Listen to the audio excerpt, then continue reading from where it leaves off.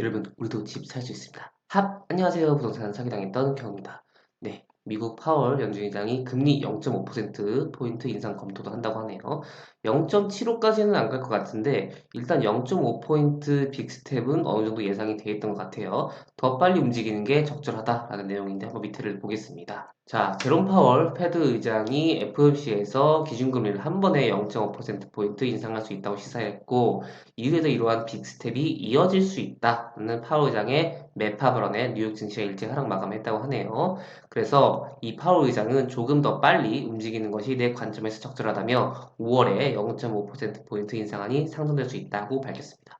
특히 그는 시장이 우리가 말하는 것을 처리하고 있다. 시장이 대체로 적절히 반응하고 있다. 5월 한 번에 끝나지 않고 이후에도 여러 번의 0.5%포인트 금리 인상이 단행될 가능성을 시사했고 5월 회의를 시작으로 올해 남은 6차례 FOMC 중 최소 3차례 이상 0.5%포인트를 인상할 수 있을 거라고 합니다. 일단 0.5%포인트 3번만 해도 1.5일 거고 남은 3차례에다가 0.25만 해도 0.75가 되네요. 그러면 이것만 하더라도 일단 2.25%가 됩니다. 그러면 우리나라 기준금리는 일단 요거보다 높아질 수야 하기 때문에 일단 미국의 금리 인상이 어떻게 되느냐에 따라서 우리나라도 그렇게 움직일 것 같다고 보시면 될 것 같습니다. 자, 경제는 인플레이션 안정 없이는 제대로 작동하지 않는다면서 목표치를 2% 수준으로 인플레이션을 되돌리기 위해 노력 중이라고 강조했습니다. 다만 40여 년 만에 최고치를 기록 중인 미국 인플레이션이 3월에 정점을 찍었을 가능성에 대해서는 찍었을 수 있지만 우리는 이에 대해 알 수 없다. 확신하지 않을 것이라고 했습니다. 자, 그래서 우리가 가진 수단을 쓸 것이라면서도 금리 인상에 이어 조만간 대차대조표 축소를 비롯한 양적 긴축에 착수할 것도 시사했습니다. 자, 이날 발언은 5월 3일에서 4일 예정된 FOMC 회의 이전에 그 메시지를 확인할 수 있는 공식적인 마지막이라는 점에서 이 발언이 중요했다고 볼 수 있을 것 같습니다. 자, 인플레이션과 금리 얘기가 나와서 예전에 있던 그 역사를 한번 볼게요. 자, 볼커 사례 위협에도 금리가 20%예요. 금리가 20%가 나오고 이 10%가 아니고 20%가 인상했대요. 3년 만에 인플레이션 잡은 얘기를 한번 보겠습니다. 인플레 파이터 폴 볼커가 1979년에서 87년 미 연준 의장이었는데 그 내용을 한번 보겠습니다. 자, 편하게 한번 볼게요. 그 미국 연준의 주된 임무는 크게 두 가지라고 합니다. 첫째는 인플레이션이 발생하지 않도록 선제적으로 대응하는 것이다. 물가를 잡는 거죠. 자, 둘째는 경기 부양으로 일자리를 창출해서 실업률을 낮추는 것입니다. 근데 이 두 가지 임무는 곧잘 상충하기도 한다고 합니다. 정치가는 경기 부양을 원하고 연준 의장은 인플레이션을 막으려 하다 보면 둘은 곧 잘 부딪히곤 한다. 중앙은행의 독립성이 보장되어야 하는 이유다. 도널드 트럼프 전 대통령은 유세 당시부터 긴축 정책을 펴는 제닛 옐런 연준 의장을 비판했습니다. 그러니까 돈을 조금 풀어라는 거죠. 그는 옐런이 제때 금리를 내리지 않아서 경제를 왜곡했다고 비판하면서 자기가 당선이 되면 제일 먼저 자를 사람이라고 공언했습니다. 이후 트럼프는 직접 해임하기보다는 후임자를 자기 사람으로 바꾸는 쪽으로 방향을 바꿨다고 하네요. 자, 그래서 2017년 11월 트럼프 대통령이 제롬 파월 연준 이사를 연준 의장으로 지명함에 따라서 제닛 옐런은 39년 만에 연임에 실패한 연준 의장이 되었다고 하네요. 그 뒤 트럼프는 직간접적으로 파월 의장에게 경기를 부양하라고 압력을 넣었어요. 그래서 20년 2월 팬데믹을 맞자마자 금리 인하를 화끈하게 하고 돈을 엄청 풀어서 트럼프의 기대에 부응했다. 연준이 어찌나 돈을 많이 찍어냈는지 2008년 글로벌 금융위기 이후 불과 14년 만에 연준의 통화 발행액이 무려 10배가 넘는 9조 달러에 육박했다고 합니다. 여기에 더해서 미중 무역 전쟁에 따른 공급망 붕괴와 러시아나 우크라이나 전쟁 그리고 유가 곡물 원자재 가격 치솟아서 물가 전망을 어둡게 만들고 있다고 합니다. 자, 그 연준 의장이 된 폴 볼커는 이제 1979년에 지미 카터 정부 때 했는데 이때 82년 로널드 레이건 정부 출범 이후에도 인플레이션을 잡기 위해서 고금리 정책을 이어갔습니다. 그래서 인플레이션이 14.8%까지 쏟았다고 합니다. 기준금리를 20%로 올렸어요. 볼커를 그대로 두면은 대통령 연임은 어렵다는 주장이 나왔지만 레이건은 개입하지 않았다. 이후 인플레이션이 잡히기 시작했고 미국 경제가 되살아나는 계기가 됐다고 합니다. 그래서 이 볼커가 오른쪽이죠. 이 사람이 폴 볼커입니다. 자, 그래서 장기 불황은 안 된다. 결단과 실행이 있었다고 합니다. 이런 일이 닉슨 대통령 때도 있었다고 하네요.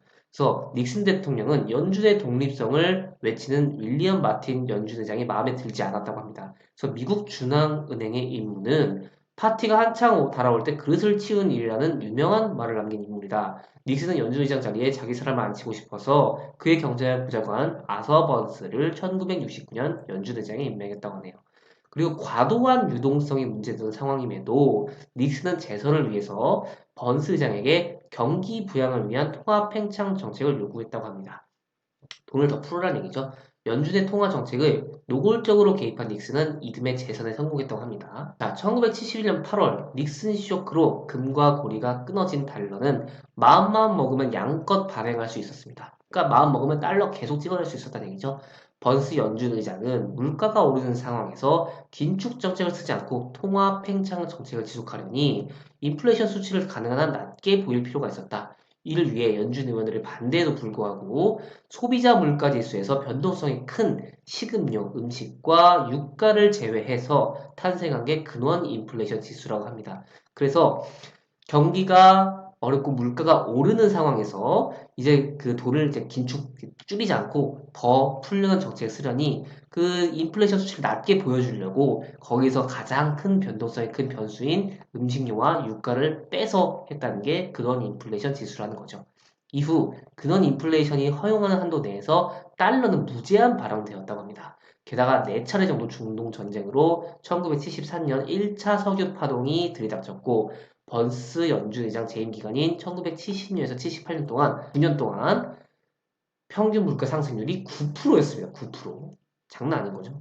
게다가 1979년 2차 석유 파동이 일어나서 미국의 인플레이션이 율이 두 자릿수로 치솟았다고 합니다. 그래서 1979년에는 인플레이션율이 13.3%가 됐대요.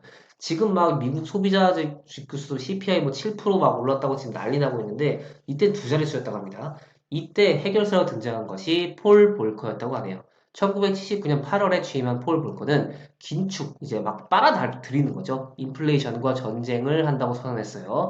긴축 정책을 쓰면은 경기 침체가 심해져가지고 대중과 정치인들이 반발하게 될 마련이에요.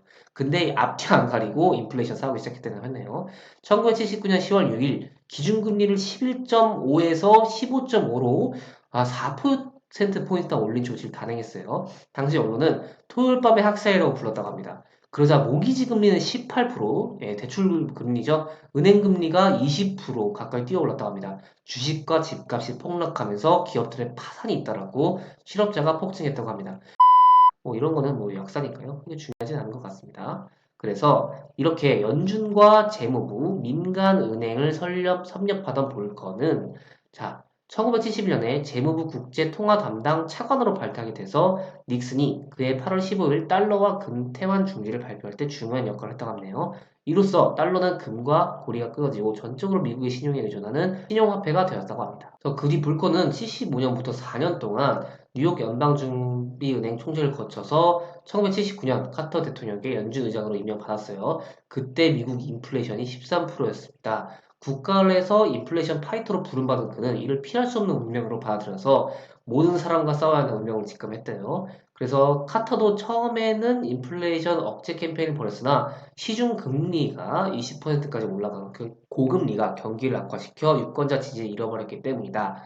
그럼에도 카터는 연준의 독립성을 지켜주기 위해 볼커의 정책에는 개입하지 않았다고 하네요. 그래서 1980년 가을 대선에서 카터는 신자유주의와 감세 정책을 들고 나온 공화당의 로널드 레이건에게 패해서 재선에 실패했어요. 결정적 패인 중 하나가 볼커의 고금리 정책이었습니다. 이후 볼커는 더욱 독하게 긴축 정책을 물에붙였다고 합니다. 1981년 6월 인플레이션 14.8%까지 숫자 기준금리를 20%까지 올렸어요. 장난 아닌 거죠. 진짜 기준금리가 20%라는 거는 진짜 대출금리라든지 이제 대출 있는 사람들 다 무너질 수도 있는 거고, 경기가 나빠질 수도 있는 거예요. 그래서 레이건 대통령도 고금리 정책을 좋아하지 않았지만 미국 경제가 장기 불황에서 빠져나오려면 인플레이션을 잡아야 한다는 점은 분명히 인식하고 있었다. 막루들이 볼커 연준 의장을 그대로 두었다가는 카터처럼 연임에 실패한다는 경우를 쏟아냈지만 레이건은 우리가 연준을 두는 이유가 무엇이냐고 반문하며 개입하지 않았다고 합니다. 그래서 개입하지 않는 거죠. 그래서 신변 안전을 위해 권총차고 근무를 했다고 하네요. 그래서 볼커에 대한 국민의 원성은 커져갔다. 은행 금리가 21.5%까지 치솟는 과정에서 경기 진출 많은 회사가 파산하면서 실업률도 올라가고 수백만 명이 일자리 일당하네요. 하지만 인플레이션을 잡지 않고선 미국 경제는 장래가 없다는 것이 그의 생각이었어요.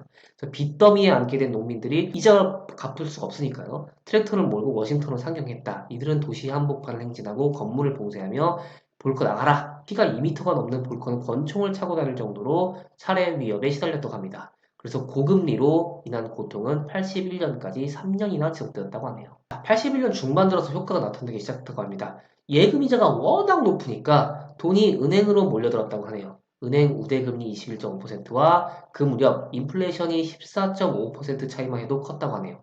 시중의 유동성, 돈이 돌아가는 유동성이 줄어드니 인플레이션이 잡히기 시작했다. 1980년 6월 14.8%까지 올라갔던 인플레이션율이 1981년 9%로 지금 거의 1년 만에 지금 한 6% 정도 꺾인 것 같네요. 그리고 82년에는 목표치 4%에 도달해서 볼커가 긴축을 풀자 경제는 힘차게 살아났다고 합니다. 이듬해에는 경제가 살아나면서도 인플레이션은 2.4%까지 떨어졌다고 하네요.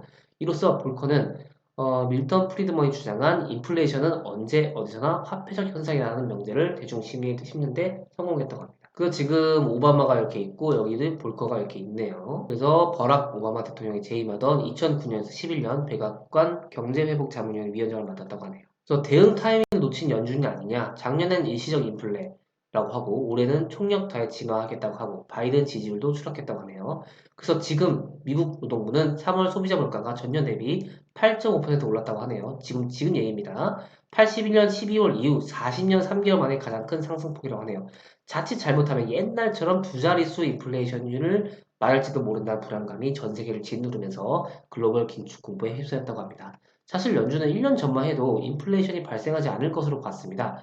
인플레이션이 발생하더라도 일시적 현상일 것이라고 했습니다. 일시적 인플레이션이 발생하면 평균 물가 목표제라는 게 있어요. 물가 상승률을 평균한 수치가 2%를 넘지 않으면 금리를 올리지 않는다. 이것을 도입해 대응하겠다고 했습니다. 또 인플레이션이 본격적으로 발생하더라도 그에 대응할 수단이 있다고 했어요. 지금은 좀 말을 바꿔가지고 인플레이션의 불확실성이 커져가지고 총력을 다해서 잡아먹겠다고 하네요. 대응에 실기한 것이다. 뒤늦게 온순한 비둘기에서 공격적인 매로 변한 것이다. 라고 하는데 또 볼게요. 하이퍼 인플레이션으로 바이든 지지율이 40% 폭락했다. 당장 11월 중간 선거에 빨간불이 켜졌다고 하네요. 성장을 못하는 건 국민 용서해도 물가를 못 잡으면 용서하지 않는다. 라고 하네요. 네, 그래서 오늘은 간단하게 폴 벌커 얘기를 드려봤고, 지금 그렇게 될 수도 있다는 사람들도 있고, 안 된다는 사람도 있는데, 뭐, 그거는 지켜봐야 될 것 같고, 각자의 생각이 다르기 때문에, 여러분들이 조심하셔야 될 거는 이제, 미국이 기준금리를 얼마나 올리냐, 그리고 물가는 얼마나 올라가고, 또 얼마나 잡힐 것이냐, 그걸 보면서, 우리나라의 기준금리도 보면서 조금 대응을 하셨으면 좋겠고, 아, 이때 지금 내가 무리한 대출을 받아서 뭔가 어디에 하겠다라기보다는 조금은 관망을 하거나, 조금 인플레이션이 잡힐 것 같은 시점에 내가 뭔가 액션을 취해도 괜찮을 것 같습니다. 네, 오늘은 좀 길게 했는데 여기까지 봐주신 여러분 감사하고 조금이라도 도움이 되셨다면 좋아요만 부탁드리겠습니다. 제작에 큰 힘이 됩니다. 그러면 다음 시간에 뵐게요. 여러분, 안녕!